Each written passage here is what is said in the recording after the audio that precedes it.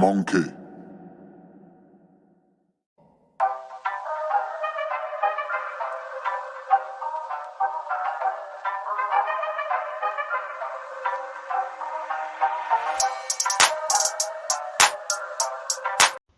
Now, Shakur Stevenson has just defeated Yoshino via technical knockout, and I've got to say that was one of the cleanest performances I've seen in a long time, probably since Shakur Stevenson versus Oscar Valdez. Shakur Stevenson dropped Yoshino twice in this fight, so if there were any worries about his power, he might not be a Gervonta Tank Davis, but he is definitely a respectable puncher. Shakur Stevenson's defense is going to be a serious issue for anyone at 135 pounds. I mean, Shakur Stevenson completely dominated Yoshino. He controlled the entirety of the fight. He was landing virtually all of his power punches, and Yoshino couldn't get any rhythm. He couldn't get anything going. I mean, Shakur Stevenson has the ability to completely stifle, the momentum of his opponents.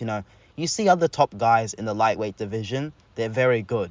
They're the top guys, but, their opponents, has moments of success against them. However, with Shakur Stevenson, he doesn't give you a glimmer of hope. He completely dominates his opponents from round 1 to round 12, and he also drops his opponents. I know Shakur is not a big puncher, I'm not silly, but he has respectable power. He dropped Oscar Valdez. I'm pretty sure he dropped, what was his name? Robson Conceição, and he also dropped Yoshino twice before obviously getting the stoppage. So this is someone who, whilst he's no Gervonta Davis, he is definitely a respectable puncher, and his skill set is better than Gervonta Tank Davis's, in my opinion. Shakur Stevenson's ability to control distance with his lead hand, he control his opponents in the clinches. I love the way he jabs up top and then throws that kind of uppercut body shot. And then I also love that Shakur Stevenson, he just understands timing. The first knockdown was about timing and distance and speed. He understands it, and he has all of the attributes to be the best fighter in the world. If you're just going off the eye test, specifically in this performance, but in the Oscar Valdez performance, I genuinely believe Shakur Stevenson is going to be the #1 boxer in the world. And I know Yoshino is no Devin Haney. I know he's no Gervonta Tank Davis. Definitely he's not. But Shakur Stevenson presents, a fighter with elite defense. I don't think anyone in boxing has defense anywhere near Shakur Stevenson's level. I mean, Bivol's got pretty good defense for his weight class. It's not Shakur Stevenson level. Spence, Crawford, they're good, nowhere near Shakur Stevenson level. Haney's good, but I don't think his defense is as good as Shakur Stevenson. Haney's got other attributes that are better than Shakur Stevenson, but defense, I don't think, is one of those attributes. And Shakur Stevenson calls out Devin Haney and says, you know what, we've been sparring for years, and I've always got the best of Devin Haney.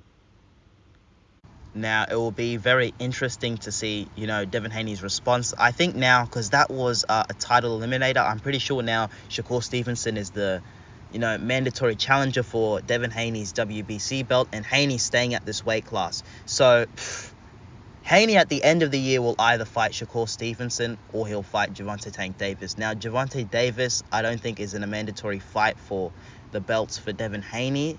I'm not sure if it's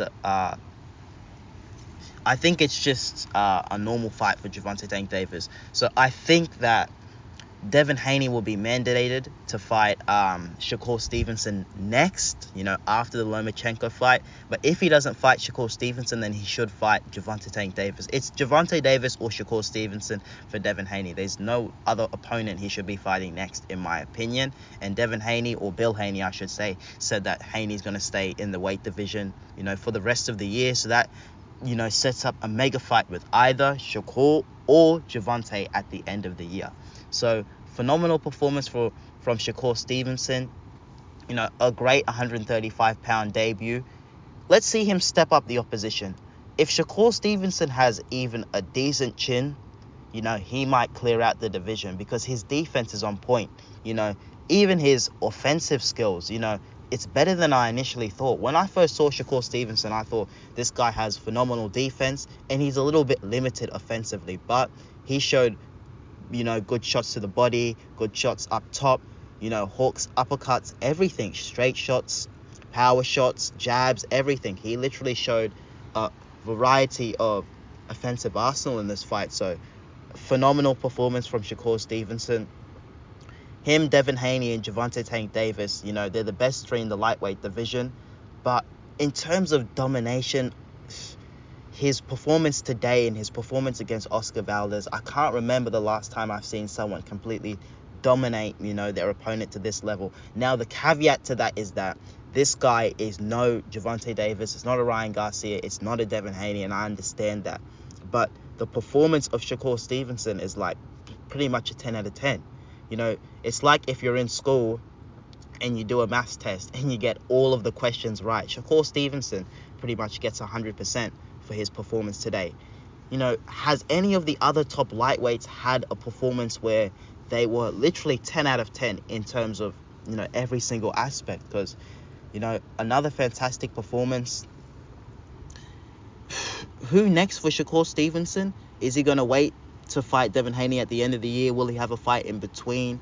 We're already in, April?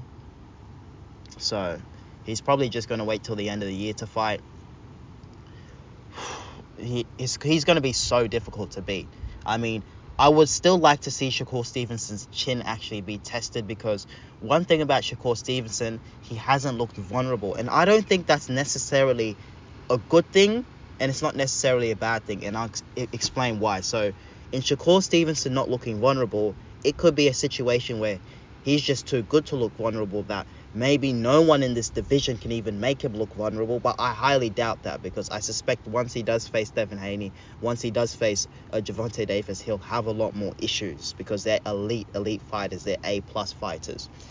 And another way you could look at it is that if Shakur Stevenson hasn't shown any vulnerabilities against the lower opponents, is that when he does step up to, the higher opposition, i.e. a Gervonta Davis, i.e. a Devin Haney, that he's not going to know any of his weaknesses, and that he won't be able to make adjustments come fight night if he's exposed in a certain area or if he's lacking in a certain area. So we don't really know. Respect to Shakur Stevenson, absolutely amazing performance. If you're a boxing purist, you've got to love Shakur Stevenson. He is an absolutely amazing fighter. Well worth the money paying for that fight, or paying for the subscription. At least in the country I live in, I just paid for a subscription and then was able to access the fight. So phenomenal performance. Can he be beaten? Listen, I never believe in invincible fighters, and if all of the top guys in the lightweight divisions fight, they're probably going to exchange wins and losses. But in terms of who I'd say who's looked the most polished fighter, it's definitely Shakur Stevenson. But being the most polished fighter doesn't mean you're outright the best fighter. So let's let them fight and let's see. I see that there's, a community on YouTube, of Devin Haney fans, Gervonta Tank Davis fans, and Shakur Stevenson fans. I'm neutral. I give guys credit where credit's due. I'm objective, and I like all of these guys. Why would I pick one or the other? They're all fantastic fighters, so respect to all of them.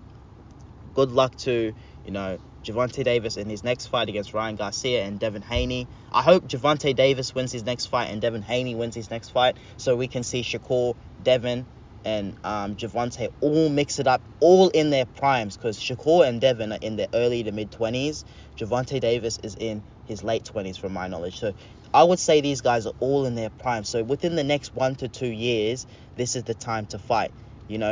One of them, let's say Devin Haney and Gervonta Davis, could probably fight, by the end of the year. And if not Devin Haney and Gervonta Davis, as I said before, it should be Devin Haney and Shakur Stevenson. So we should see one of the big fights, later this year. I did think it was good that Shakur Stevenson had, I guess you could say this, I don't want to say a tune-up fight, because everyone essentially ducked Shakur Stevenson, like Isaac Cruz and all of those other guys. But it's good that Shakur Stevenson came up and that he had, let's say, a test fight at 135 pounds, because I don't believe it's fair for him to jump the queue ahead of someone like a Gervonta Tank Davis, who's been campaigning at 135 pounds, who's been fighting consistently, and who's won multiple fights. In my opinion, we should see Haney versus Davis first, then we should see Haney versus Shakur, because Gervonta Davis has been at the weight class longer, and he has been, you know, a proven and tested fighter at the weight class. So yeah, I do think that Gervonta Davis should fight Devin Haney, you know, next, if Haney wins in the Lomachenko fight and if Davis wins in the Ryan Garcia fight, just because he's been at the weight class longer. And I just think that's fair, logically speaking. And then the winner of Devin Haney and Gervonta Davis should fight Shakur Stevenson. And, you know, even the loser of Devin Haney, Gervonta Davis, should also fight Shakur Stevenson after. So, yeah, we got some great fights ahead of us. Let's look forward to Gervonta Davis versus Ryan Garcia and Devin Haney versus Lomachenko. What do you guys think in the comment section below of Shakur Stevenson's performance? Who do you think will reign supreme in the lightweight division? Remember, it only takes one punch to change the whole landscape of a division in boxing. All right, guys, don't forget to like, comment, subscribe. Peace.